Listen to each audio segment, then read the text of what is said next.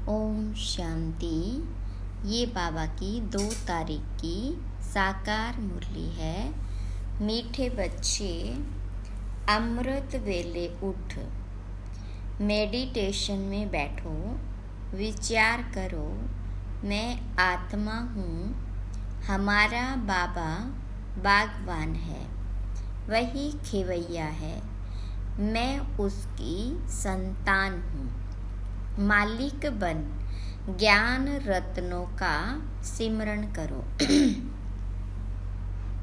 प्रश्न है, किस एक बात का महत्व दुनिया में भी है तो बाबा के पास भी है? तो बाबा ने कहा, दान का। तुम बच्चों को रहम दिल बन सबके ऊपर तरस खाना है, सबको अविनाशी ज्ञान रत्नों का दान देना है। दानियों की बहुत महिमा होती है, अखबार में भी उनका नाम निकलता है, तो तुम्हें भी सबको दान करना है, अर्थात मेडिटेशन सिखाना है। गीत है, मुझको सहारा देने वाले तेरा शुक्रिया। ओम शांति। सहारा उनको दिया जाता है जो डूबते हैं, उनको पार करने के लिए सहारा देते हैं, क्योंकि खेवैया नाम तो भारतवासी जानते हैं। खेवैया का काम है डूबने वाले को बचाना। बच्चे जानते हैं भारतवासियों का बेड़ा डूबा हुआ है, हर बात भारतवासियों के लिए ही है और कोई खंड के लिए नहीं कहेंगे। यह भी तुम समझते हो, सत्यनारायण की कथा अथवा अमरनाथ की कथा भी यहाँ होती है। तुम जबकि सुबह को मेडिटेशन में बैठते हो तो किसको याद करते हो? भक्ति मार्ग में तो कोई किसको याद करते हैं। उन सब की साधना है अयथार्थ। सिखाने वाला खेवैया व बागवान तो कोई है नहीं। गुरु लोग भी मेडिटेशन सिखाते हैं कि ऐसे ऐसे करो, बहुत प्रयत्न करते हैं याद में रहने के लिए। योग साधना कहा जाता है, वह तो मनुष्य को कराते हैं। अभी तुम जानते हो, इस बगीचे का माली अथवा मालिक है परमपिता परमात्मा। कांटों के जंगल का मालिक है रावण। माया रावण कांटों का जंगल बनाती है, यह तुम्हारी बातें भी कोई जानते हैं, भूल जाते हैं। माया भुला देती है। मेडिटेशन में बैठने में भी माया बड़ा विघ्न डालती है। मेडिटेशन कैसे करो, यह भी बाबा सिखलाते हैं। तुम तो कर्म योगी हो, दिन में तो कर्म करना ही है, उसके लिए कोई बंधन नहीं है। दिन में कभी भी मेडिटेशन नहीं होती। दिन में तो खाना पीना, खेलना कूदना, धंधा धोरी करना होता है, उसमें याद थोड़ी रह सकती है। कहते तो बहुत हैं कि हम सारा दिन याद में रहते हैं, परंतु है तो बड़ा मुश्किल। बाबा अनुभव बतलाते हैं, अमृत वेले का समय सतोगुणी होता है, उस समय याद करना सहज है। अमृत वेले का टाइम सबसे अच्छा है। दिन में तो लफड़े रहते हैं। हाँ, कर्म करते समय याद स्थायी रह सकती तो है बहुत अच्छा, परंतु बाबा अपना अनुभव बतलाते हैं। मैं कोशिश करता हूँ बाबा की याद में रहे तुमसे बात करूँ। अंदर यह नशा रहता है। मैं स्वयं बाप यानी प्रजापिता ब्रह्मा बच्चों से बात करता हूँ। मैं स्वयं मनुष्य सृष्टि का बाप हूँ। ऐसा समझने से नशा चढ़ता है। बाकी मैं आत्मा हूँ। परमपिता परमात्मा बाप को याद कर बात करूं, वह याद बड़ा मुश्किल रहती है। बाबा अपना अनुभव बतलाते हैं ना, बाबा सिखलाते भी हैं। यह तो जानते हैं हम बागवान हैं, बागवान तो जरूर बगीचा ही बनाएंगे, कांटों को थोड़े ही बनाएंगे। माली कांटों का बीज थोड़े ही लगाएगा। माली हमेशा बागवान होते हैं, फूल लगाते हैं, तो बाबा भी फूल लगाते हैं। फॉरेस्ट बनाने वाली है माया। उनकी मत पर चलने से मनुष्य कांटे बन जाते हैं। यह तो ज्ञान मिला है। बाबा बागवान है, खिवैया है, रहम दिल भी है, बीज रूप भी है। रात को जब बैठते हैं तो ख्याल चलता है यह कितना बड़ा बगीचा है, पहले कितना छोटा था। तो योग के साथ साथ ज्ञान भी चाहिए। मनुष्यों के पास ज्ञान तो कुछ भी नहीं, अनेक प्रकार के योग लगाते हैं, किसी न किसी की याद में बैठते होंगे। ज्ञान की बात ही नहीं। काली माँ की याद में बैठे होंगे तो सिर्फ काली की शक्ल ही सामने आएगी। जगदम्बा को याद करते रहेंगे, वह है भक्ति मार्ग। न बाबा की याद न वर्षे की याद रहती है। भक्ति बहुत तरीके से करते हैं। माला फेरते हैं, कोई तो गुप्त फेरते हैं। हमारी भी है गुप्त माला। तो यह रस्म रिवाज भक्ति मार्ग में कितनी चलाते हैं। बाबा को छोटेपन का अनुभव है। जैसे बाबा फेरते थे, हम भी उनको देख एक कोठरी में बैठ माला फेरते थे, राम राम कहते थे। बस ज्ञान कुछ भी नहीं। अभी तुम बच्चों में तो ज्ञान है। अमृत वेले इस मेडिटेशन में बैठने की आदत पड़ जाए तो बड़ा मज़ा आएगा। बाबा अपना अनुभव बतलाते हैं। ज्ञान में भी रमण करते रहते हैं। कितना बड़ा बगीचा है, पहले छोटा था। बीज भी याद आया, बगीचा भी याद आया। कैसे बगीचा बनता है। बाबा में भी यह ज्ञान है, हमारे में भी यह ज्ञान है। सारा झाड़ बुद्धि में आ जाता है, अंदर चलता रहता है। इसको मेडिटेशन कहा जाता है। बाबा की भी खुशी, ज्ञान की भी खुशी रहती है। दोनों चीज़ें याद आती है। वह तत्वज्ञानी ऐसे मेडिटेशन में नहीं बैठते हैं। उनको तो जरूर तत्व ही याद आएगा। बस तत्व में लीन हो जाना। रचयिता और रचना को तो उनको कुछ पता ही नहीं। तो उन्हों की यो और तुम बच्चों की बात और है। बाबा बीज रूप है, हमको यह नॉलेज है।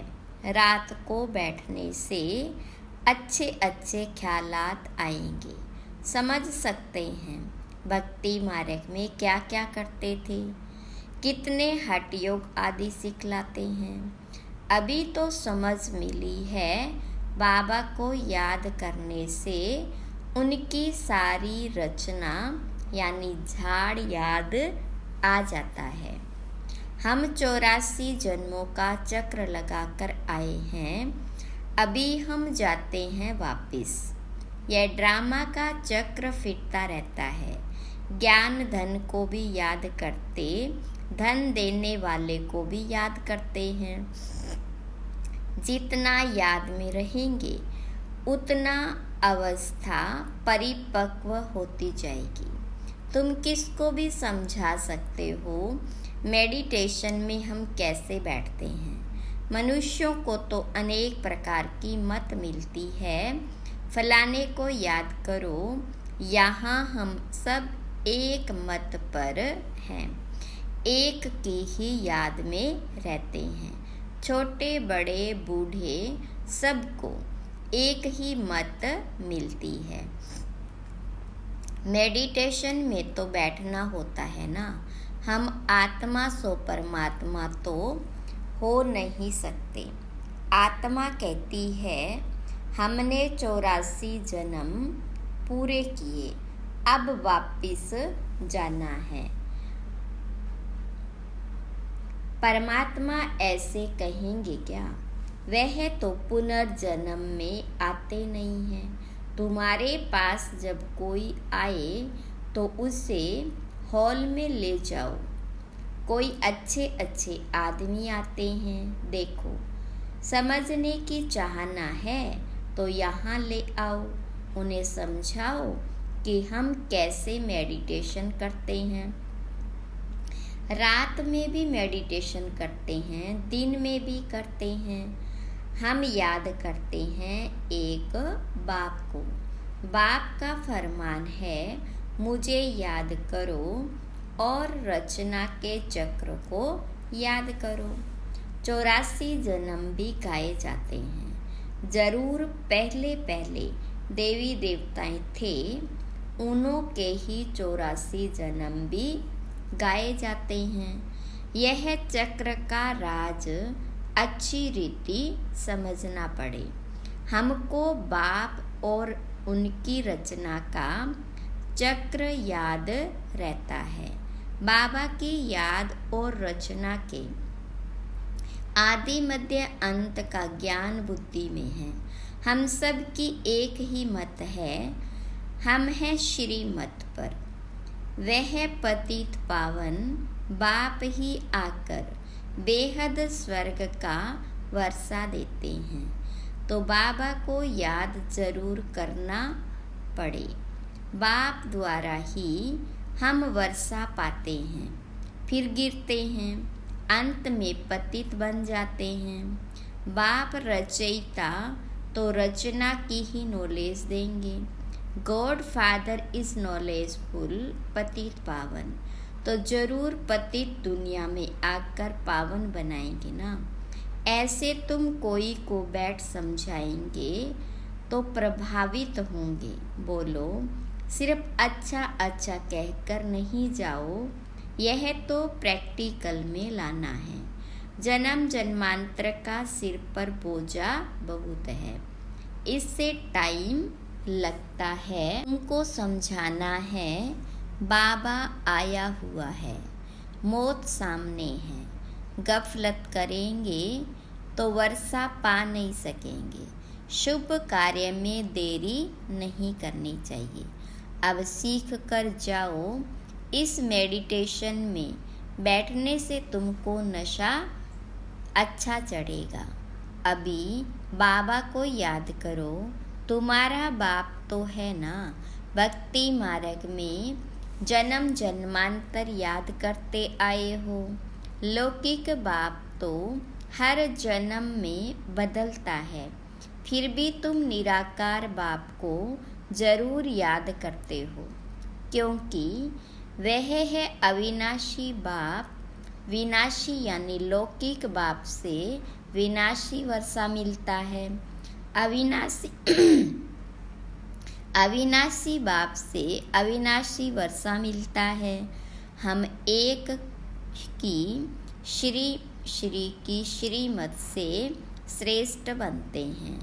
आदि सनातन तो देवी देवता धर्म ही है, उनसे फिर और बिरादरी निकलती है। सन्यासियों का है रजो प्रधान सन्यास, यह है सतो प्रधान संन्यास, यह है ही राजयोग। भारत का मुख्य शास्त्र है गीता, तो मेडिटेशन के लिए यह समझाना है। बाप हमको ऐसे मेडिटेशन सिखलाते हैं। भगवान कभी मनुष्य को नहीं कह सकते, भगवान तो सबका एक होना चाहिए। वही पतित पावन है, वही हेवनली गॉड फादर है और आते भी भारत में हैं। उनका भक्ति मार्ग में कितना बड़ा मंदिर बना हुआ है। उस श्री श्री की मत से ही हम श्रेष्ठ बनते हैं। इन बातों को बैठ समझो। बाप और रचना के आदि मध्य अंत को जानो। यह और कोई नहीं जानते। सतयुग की आयु ही इतनी बतलाते हैं। पहले झाड़ नया होता है तो उसको स्वर्ग कहेंगे, फिर वह जड़जड़ीभूत हो जाता है। अभी यह सारी दुनिया नरक है। घर घर तो क्या, सारी दुनिया ही नरक है। यह है ही कांटों का जंगल। एक दो को कांटा ही लगाते रहते हैं। बाबा आकर फिर गार्डन ऑफ अल्लाह बनाते हैं। बाबा आकर बहिश्त स्थापन करते हैं। तुम जानते हो फूलों का बगीचा किसको और कांटों का जंगल किसको कहा जाता है। तुम दैवी फूल बन रहे हो तो चिंतन चलता रहना चाहिए। बाबा में भी यह नॉलेज है, बच्चों में भी यह नॉलेज है। ऐसे ऐसे ख्यालात चलाने से रात को बड़ा मज़ा आएगा। ऐसे ऐसे समझाएं। बेचारे कुछ नहीं जानते हैं, इसलिए अपने को तरस पड़ता है। ओ गॉड फादर कहते हैं, परंतु बाप को और उनकी रचना को जानते नहीं हैं। हम भी अब अल्लाह के बच्चे बने हैं। समझाने का भी बड़ा नशा चाहिए। अविनाशी ज्ञान रतन है तो फिर दान करना चाहिए। दानी की बहुत बहुत महिमा करते हैं। अखबार में भी पढ़ता है, रिलीजियस माइंडेड ही दान करते हैं। तुम तो हो ही रिलीजियस माइंडेड, दान ही नहीं करेंगे तो मिलेगा क्या। दान तो जरूर देना है। ज्ञान दान देना तो अति सहज है। बाबा बतलाते हैं, हम ऐसे मेडिटेशन में बैठते हैं। इस दुनिया का चक्र ऐसे फिरता है। पहले एक धर्म था, पीछे यह धर्म निकले हैं। यह सब बिरादरियां हैं। यह बातें तुम बच्चों की बुद्धि में बैठनी चाहिए। मनुष्यों को योग का बहुत शौक रहता है। बोलो, हमारा मेडिटेशन चलकर देखो। रिलीजियस माइंडेड जो होते हैं वह मेडिटेशन हॉल देखकर खुश होते हैं। रिलीजियस माइंडेड मनुष्य कभी पाप नहीं करते। तुम्हारे पास समझाने की पॉइंट्स तो बहुत है, परंतु बच्चे नंबरवार है। कोई की बुद्धि का ताला ही नहीं खुलता है। बाबा को याद ही नहीं करते तो ताला खुलेगा कैसे। है बहुत सहज बात, समझाना है। हम याद में कैसे बैठते हैं। मनुष्यों को तो पता नहीं कि हम किसको याद करते हैं। हमको सिखलाने वाला स्वयं निराकार परमपिता परमात्मा है, जो सबका बाप है। वह पतित पावन गॉड फादर हमको राजयोग सिखलाते हैं। अब तुम सीखो न सीखो, हम सब की तो एक ही मत है। श्री श्री से हम मत ले रहे हैं। यह है एम ऑब्जेक्ट। जैसे बाबा नॉलेजफुल, वैसे बच्चे। मनुष्य से देवता एक ही बाप बनाते हैं। ऐसे ऐसे विचार करने से रात को भी बहुत मज़ा आएगा।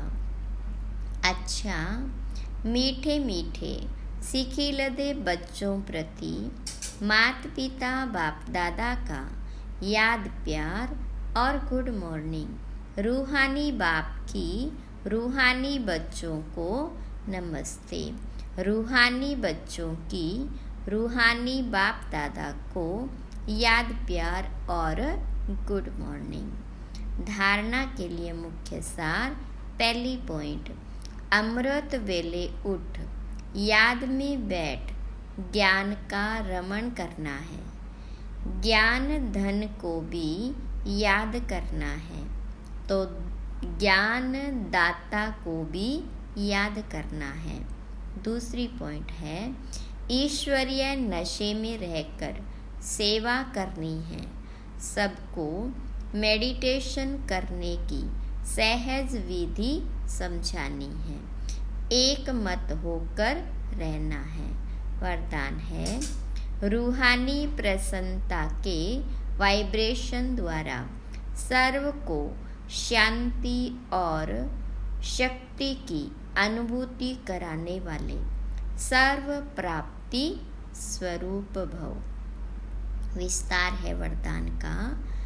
जो परमात्म प्राप्तियों से प्रसन्न सर्व प्राप्ति स्वरूप बच्चे हैं, उनके चेहरे द्वारा रूहानी प्रसन्नता के वाइब्रेशन अन्य आत्माओं तक पहुँचते हैं और वे भी शांति और शक्ति की अनुभूति करते हैं। जैसे फलदायक वृक्ष अपने शीतलता की छाया में मानव को शीतलता का अनुभव कराता है और मानव प्रसन्न हो जाता है।